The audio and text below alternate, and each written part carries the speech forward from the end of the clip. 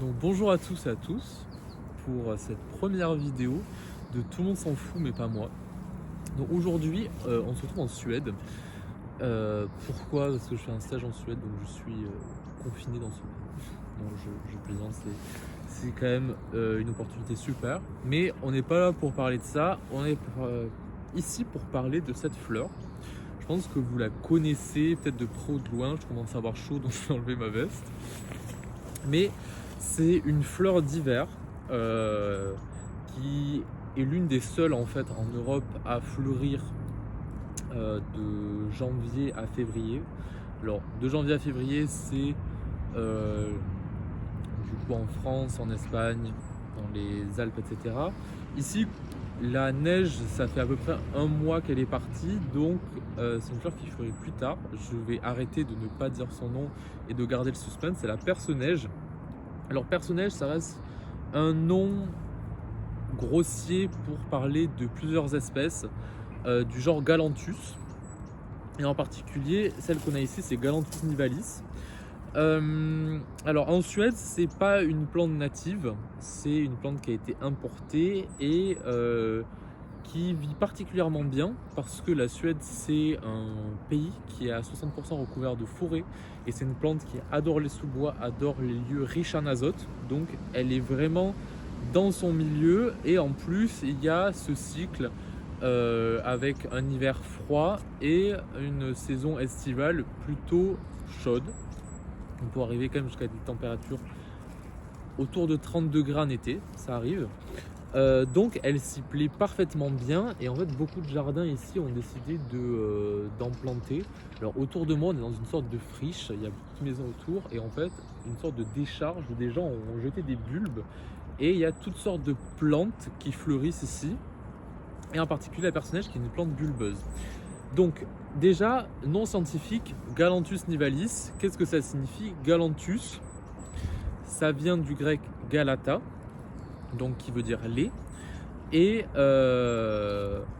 anthus qui veut dire fleur, donc en fait c'est la fleur de lait, et nivalis c'est la neige, donc c'est la fleur de lait de la neige, grosso modo.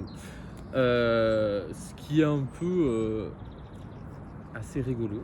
Mais bon, la fleur de lait, je ne vais pas vous faire un dessin, c'est parce que évidemment c'est une fleur blanche.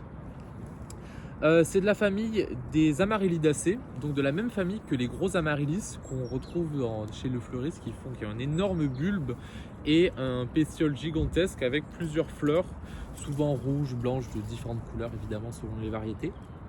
Mais en tout cas, c'est une famille botanique de l'ordre des liliales, et donc ce sont des fleurs relativement simples botaniquement à décrire. Alors je vais en ramasser une pour vous montrer. Alors je vais même ramasser une plante presque entière. Si j'ai un peu tout arraché, c'est les joies du live. Mais je vais vous montrer ça. Voilà, on va regarder ça ensemble. Donc c'est une fleur comme ça qui se présente de cette manière-là, avec avec plusieurs grandes feuilles. Et donc une particularité de cet ordre, de l'ordre des liliales, qui fait partie du plus grand groupe des monocotylédones, c'est d'avoir voilà, des feuilles. Alors je ne sais pas si ça va faire... Si, peut-être, non, la mise au point, bonjour. Si, voilà. C'est d'avoir des nervures qui sont toutes parallèles. Alors si on a en tête les feuilles, par exemple, ben là j'ai des feuilles partout. Voilà, des feuilles de dicotylédones, on voit que les nervures ne sont pas du tout parallèles. Alors que sur les feuilles de monocotylédones, on a des nervures qui sont parallèles. Là on voit très bien que les nervures, elles sont ramifiées. Ici, les nervures qu'on a ici, elles sont toutes droites, alignées. Donc ça, pour déterminer l'ordre des monocotylédones, c'est génial. Et pourquoi on dit monocotylédones? Vous avez dû sûrement entendre parler des cotylédons. Je vais vous reprendre avec moi, peut-être que ça sera plus simple. Voilà. Donc des cotylédons qui sont les parties des graines. Si la mise au point veut se faire sur moi, ça serait super. Les parties des graines, donc avec un seul cotylédon, alors que les dicotylédones, deux cotylédons. Bon. En tout cas, la structure des graines est un peu plus complexe, mais grosso modo, c'est ça. Ça fait partie des caractéristiques. Ensuite, nous avons donc une fleur qui est très simple. Il y a, je pense, une fleur par bulbe. Mais c'est une fleur qui nous raconte beaucoup de choses. Alors, on a du coup... c'est un peu difficile de vous tenir. Et bon, là, ça c'est plus simple. Donc, une fleur avec un pétiole assez long, relié à une tige et une bractée qui est ici. Ce qu'on voit déjà directement, c'est que on a une ovaire qui est bien visible à l'extérieur. Donc peut-être qu'on va arriver à faire, voilà, une superbe mise au point avec une ovaire qui est infère. C'est-à-dire, on a deux types d'ovaires, les ovaires super et les ovaires infères. Et là, cette ovaire, elle est infère parce qu'elle est en dessous des structures florales.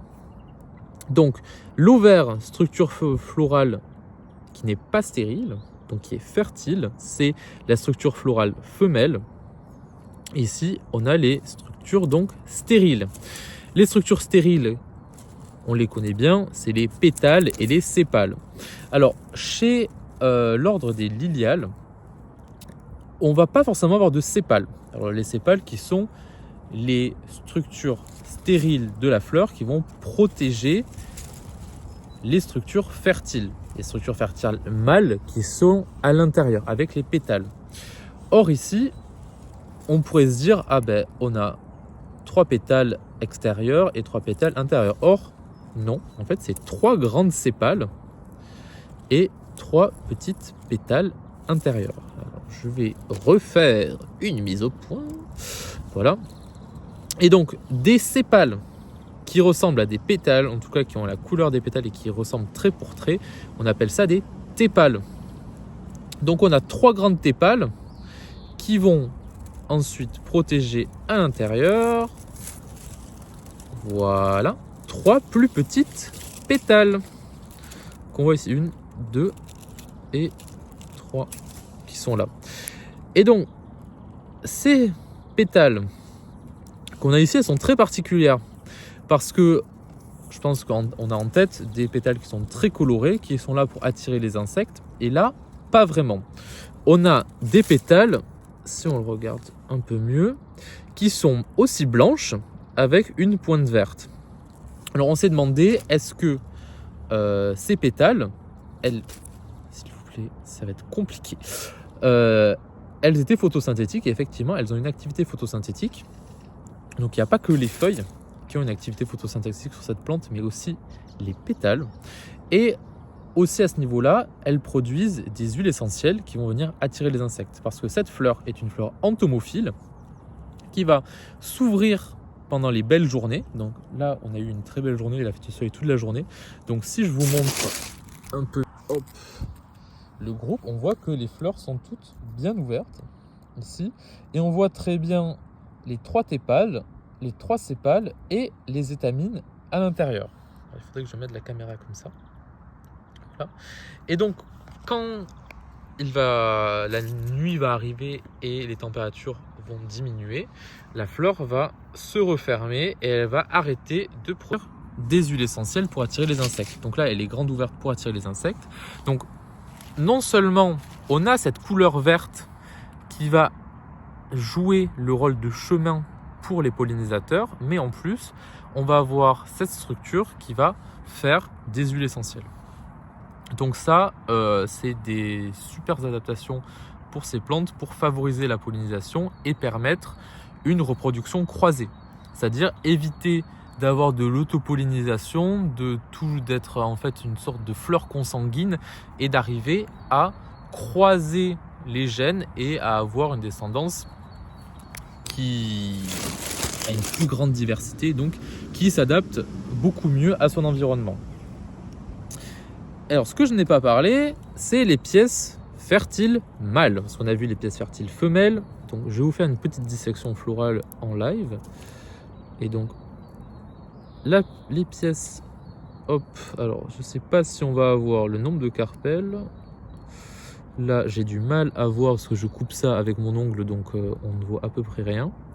Mais en tout cas, si la mise au point veut se faire, voilà, là j'ai coupé l'ovaire et on voit les petits trucs blancs, c'est les ovules. Donc, c'est les futures graines qui sont logées dans cet ovaire. Et donc, si la fleur est correctement pollinisée, cette ovaire va ensuite grossir et les graines vont être fécondées pour pouvoir produire une descendance future. Et donc les pièces fertiles mâles, elles sont du coup à l'intérieur de ces pétales assez étranges. Voilà, je vous montre ces pétales qui sont très jolis, vertes et blanches comme ça. Hop, et comme ça. Donc là, si je compte bien, 3 et 3, on a 6 étamines. Des grosses étamines comme ça, rectangulaires, avec, on le voit assez mal en fait, il est assez petit, mais au niveau de mon ongle là, on a le pistil, qui n'a pas de stigmate au bout, qui a un stigmate assez particulier, avec du coup 6 étamines. Alors 6 étamines c'est assez normal, parce que on a 3 pétales, 3 sépales, et souvent on a, en règle générale, chez ces groupes, le même nombre d'étamines que de pièces stériles. Alors, c'est faux par exemple chez les rosacées, donc chez les roses, etc., les renoncules, bon, les rosacées et renonculacées, où on a un très grand nombre d'étamines, on n'a pas du tout le même nombre de pièces stériles que de pièces fertiles, mais en l'occurrence, là, pour les étamines, ici, ça marche. Ça marche pour les amaryllis aussi, en tout cas, ça marche pour cette famille. Qu'est-ce qu'on va dire ? Oui, alors là on a fait notre petite dissection florale, donc on a vu un peu comment était organisée cette fleur et que c'était une fleur entomophile, donc qui était pollinisée par les insectes. Mais je vais essayer, alors je suis pas sûr d'y arriver avec mes mains, mais en fait la partie la plus intéressante, parce que cette série vidéo s'appelle Tout le monde s'en fout mais pas moi, et donc je vais vous montrer un peu pourquoi quand même on doit s'intéresser, parce que là je vous ai fait un petit cours de botanique, donc ça intéresse des gens mais pas forcément tout le monde. Si j'avais pris un autre truc ça aurait été plus facile, parce qu'en fait j'ai envie de déterrer le bulbe, ce qui est pas très facile parce que le bulbe est en fait loin dans la terre. Je pensais pas que ça serait aussi difficile. Ah, peut-être que là je peux en avoir un, parce qu'en fait ce qui va nous intéresser chez cette plante en particulier, c'est le bulbe. Alors, la terre est meuble, mais voilà, j'ai eu toute une plante là, donc je vais pouvoir vous montrer. J'ai les doigts dégueulasses, je suis désolé désormais, voilà. Voilà, donc là j'ai la plante en entier. Alors, hop. Où on voit que la plante aérienne, la partie aérienne de la plante est engainée dans cette gaine là qu'on voit ici. Et ensuite on a le bulbe, voilà. Les bulbes qui sont souvent présents chez cet ordre des liliales, où on va retrouver les oignons, l'ail, etc. Et donc dans ce bulbe, on a trouvé en particulier 2 molécules très intéressantes pour nous. La galantinine, c'est la première molécule, donc, qui vient du nom de Galanthus, vous l'auriez compris, et qui est utilisée pour des traitements contre la maladie d'Alzheimer, parce qu'elle va inhiber l'activité de l'acétylcholinestérase, qui est une enzyme qui va dégrader l'acétylcholine. L'acétylcholine qui est un neurotransmetteur qui transmet un très grand nombre de messages nerveux à l'intérieur de notre corps, et donc en inhibant la molécule qui va casser l'acétylcholine, on va conserver un grand nombre de neurotransmetteurs et on va maintenir une activité électrique, on va dire, dans nos réseaux nerveux. On va maintenir l'activité de l'acétylcholine pendant pendant plus longtemps, parce que pour mieux refaire un message nerveux, on a quand même besoin de dégrader l'acétylcholine pour pas qu'elle s'accumule en trop grande quantité au niveau des synapses. Les synapses qui sont les endroits où un message nerveux va passer d'un neurone à l'autre. En tout cas, d'une synapse à l'autre, et donc d'un corps cellulaire à un autre corps cellulaire. Bon. Donc on a cette première molécule qui est utilisée dans des formes d'Alzheimer qui sont des formes... au début en tout cas de la maladie, au début aussi de la démence, parce que ces deux maladies, la démence et la maladie d'Alzheimer, restent des maladies qui vont faire en sorte de tuer un certain nombre de... Il y a des pies qui sont en train de faire je ne sais quoi. S'il vous plaît, je suis en train de faire une vidéo en fait. Bref.